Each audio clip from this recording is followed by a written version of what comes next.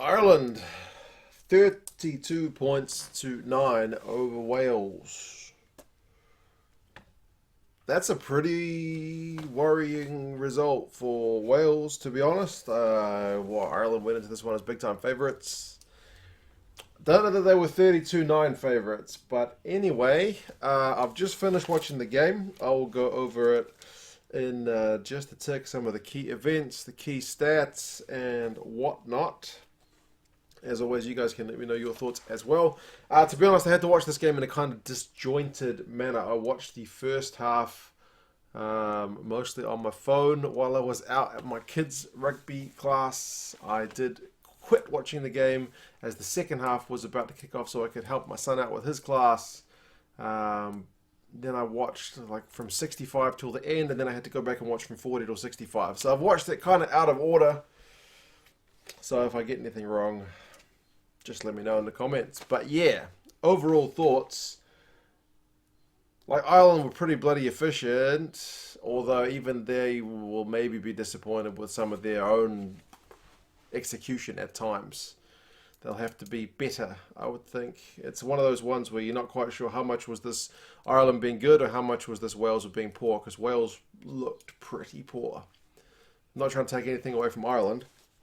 We'll know next week because they play England. Maybe that'll be a better indication. Like their forward pack certainly fronted up. Goodness gracious. But, just still things to work on. Anyway, actually, Wales won the first few penalties. I think one at the breakdown, one from a high tackle.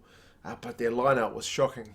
Shocking from stage one. And I should mention, Ireland maybe weren't helped with Stockdale pulling out, I think, with an injury, and Ian Henderson pulling out, I think, ill before the game started, so they had to make some late changes. Quinn Roux stepped up, and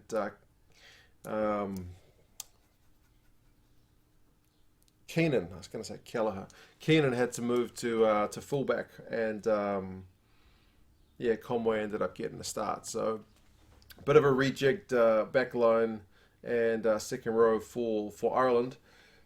And there were some handbags, to be honest. Handbags after, goodness knows, like 3 minutes. Wales lose that line out on Ireland's 22, and it's Alan Wynne-Jones and Peter O'Mahony, two kind of seasoned veterans who seldom find cause to smile, right in each other's faces. And then on 5 minutes, Sexton, actually his pass to James Lowe out on the left wing, and James Lowe was looking like a bit of a live wire, to be fair. He was just so happy to be playing international rugby, wasn't he? I mentioned this in the preview. If you didn't see it, the guy loves his rugby. He played for the Chiefs here in New Zealand, which is a wee bit south of the border from where I am. And when he had a long-term injury, me and my old man would go to watch club rugby at the local ground here, and he would be there with his moon boot, just watching rugby, watching his mates who obviously aren't as good at rugby as him, just watching them play, loving it, despite the fact that he's injured. The dude loves his rugby, so it was phenomenal to see the dude just having an absolute blast. He could have had an early chance, but Sexton's ball, maybe Lowe thought it was going to go through the hands, but he threw a cutout pass to Lowe and he couldn't grab it. So a missed chance for Ireland, and more handbags.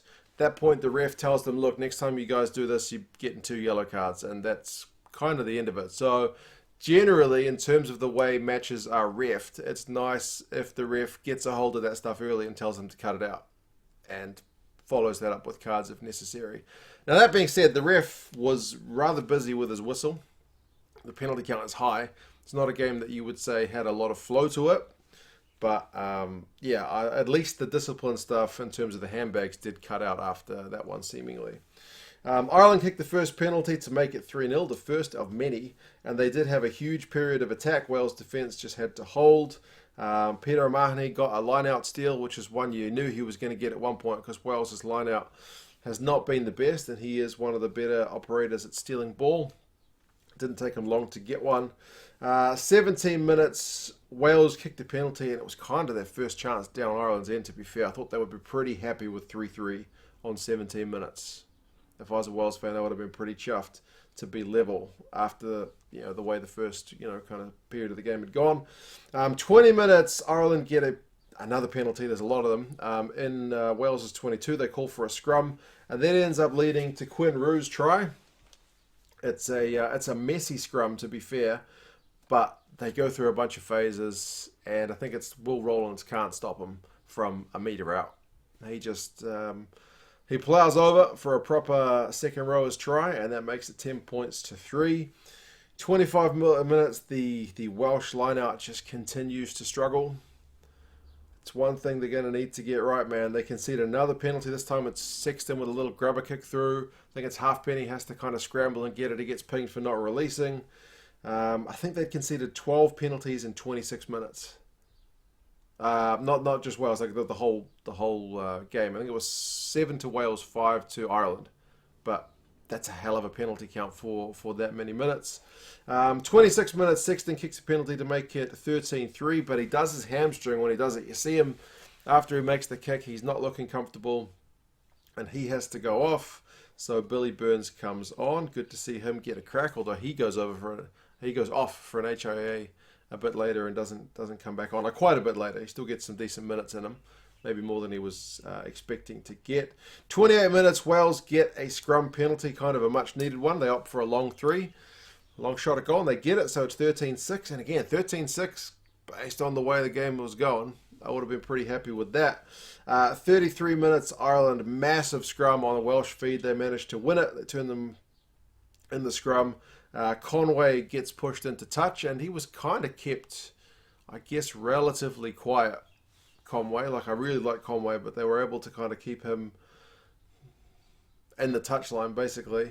But yeah, they go back for the advantage, and Billy Burns kicks the penalty to make it 16 points to 6. So back to the 10-point lead. Right before half-time, Wales take a relatively quick line out on their own line, and goodness me, it goes loose. It's head in hands, frustrating stuff. I was getting pissed off, and I'm a neutral watching this game. I have no idea how Wales fans would have been handling it. It was pretty frustrating. Porter actually went close from the loose ball. Almost like he'd been having a pretty good first half at scrum time. But he wasn't able to ground it when I say he was given a good half, to the point where Rhys Carey got substituted on 39 minutes. Because from there they were like, there's going to be one more scrum, and Pivac was obviously like, I'm not having another scrum here because he might concede a penalty. So yeah, Rhys Carey goes off. There's no more scoring, and that's half time. But man, the stats at half time were just incredible. According to Ultimate Rugby, and I double checked on another website because they just seemed so lopsided. Possession was 79% Ireland, territory 86% Ireland. Run meters was 157 to 10. 10 run meters in 40 minutes. I've never seen anything like that before. That is mental. That's very worrying. I think it was it Falatau had 2? Someone had 6? Was it Ryan Elias had 6? And somebody else had 2. Maybe Jonathan Davis. It was pretty dire reading, honestly. Defenders beaten was, I think, 5-1. Penalties conceded 11-6, a pretty high count. Not a good look for Wales in that first half at all. But that being said, with the scoreline, actually not that bad, man, considering those numbers. Second half for Wales, fortunately, starts a bit better. And remember, I'm watching the start of the second half after I've seen the end of the second half, just because of the disjointed way I had to watch the game.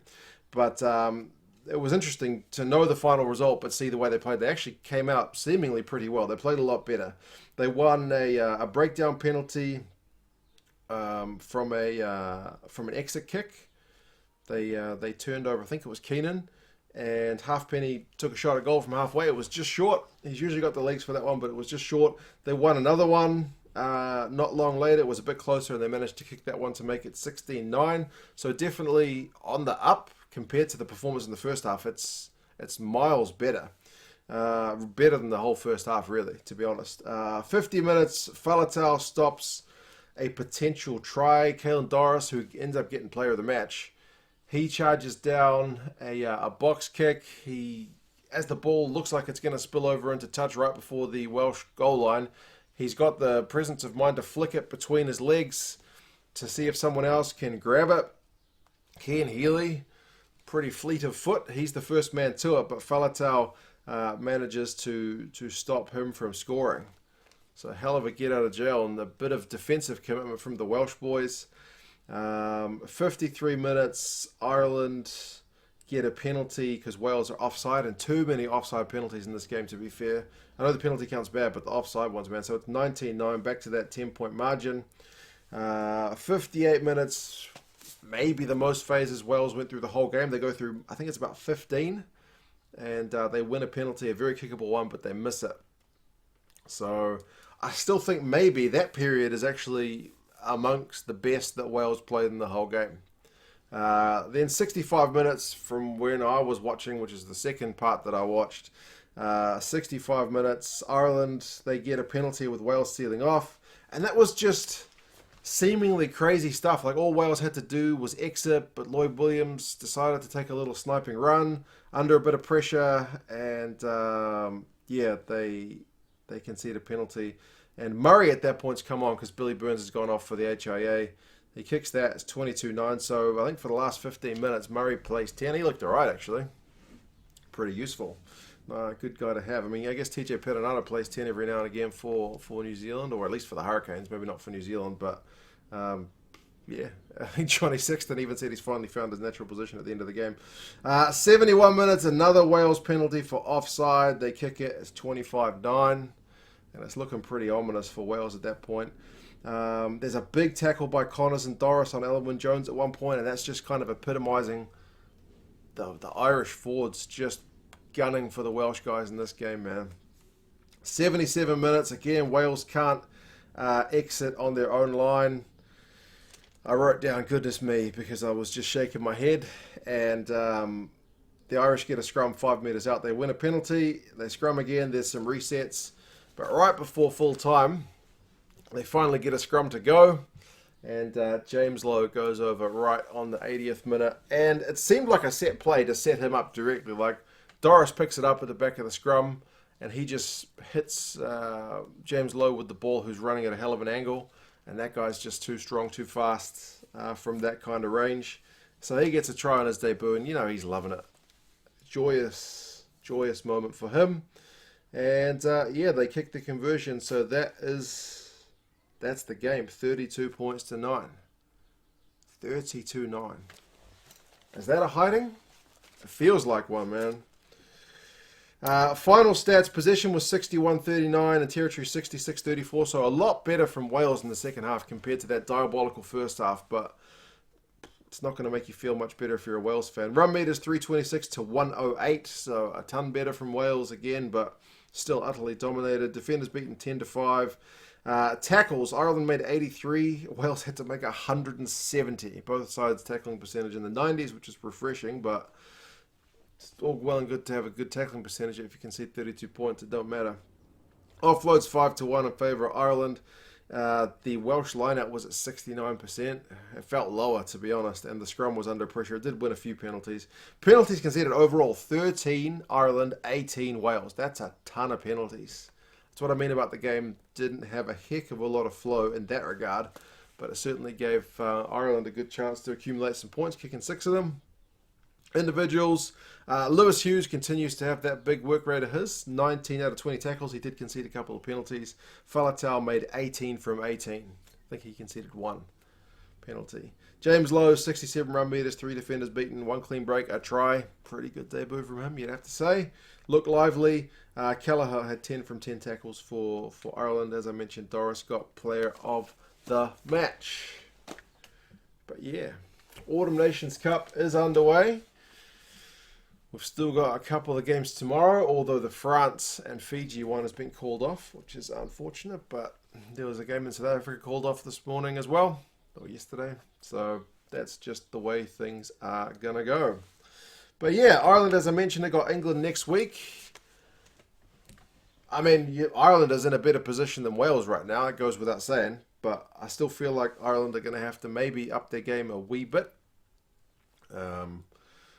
Hopefully they got a 10 who can play. You're blessed with talent in terms of guys who can play fly half. So see how Sexton goes, or maybe Ross Byrne, is he fit?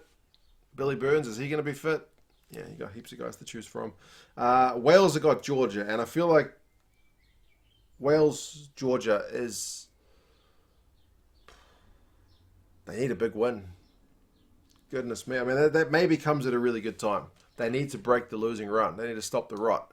Pivac said that there's going to be a bunch of changes, not due to this result, but basically they always plan to make some changes against Georgia. So he's not going to be swinging the axe. He's just going to be rotating the squad. But man, they need a win. A decent one to get spirits up, because losing becomes a pretty bad habit. 32-9. Hell of a result from Ireland, to be honest. The forwards were just monstrous. So, yeah, really pleasing to see from an Ireland point of view. Pretty bloody disappointing for Wales. But, yeah, you guys let me know your thoughts. As I said, I did watch the game in a kind of jigsaw puzzle way. So, how did you guys feel about it? It might have seemed a bit better from a Welsh point of view to see the start of that second half looking pretty good. Whatever Pivac said at halftime might have had some effect, because I already knew the result before I watched that period of play. So I was, I guess, pleasantly surprised, but it didn't matter much in the end. But anyway, you guys let me know your thoughts. If you want to get some discounted gear, England Rugby Store is having a sale on 20% off at the minute. They've got England gear, obviously, but they've also got Welsh gear and Irish gear. So I'll chuck a link in the description for that one. 20% off seems to be the sale at the moment. So yeah, check that out. There might be some good gear. If you want to get the remaining Welsh gear, if you're not keen on the Macron one, if you more prefer the Under Armour stuff, I think they've still got a bit of that in stock. But anyway, yeah. You guys have any thoughts? Talk to you again soon. See you later.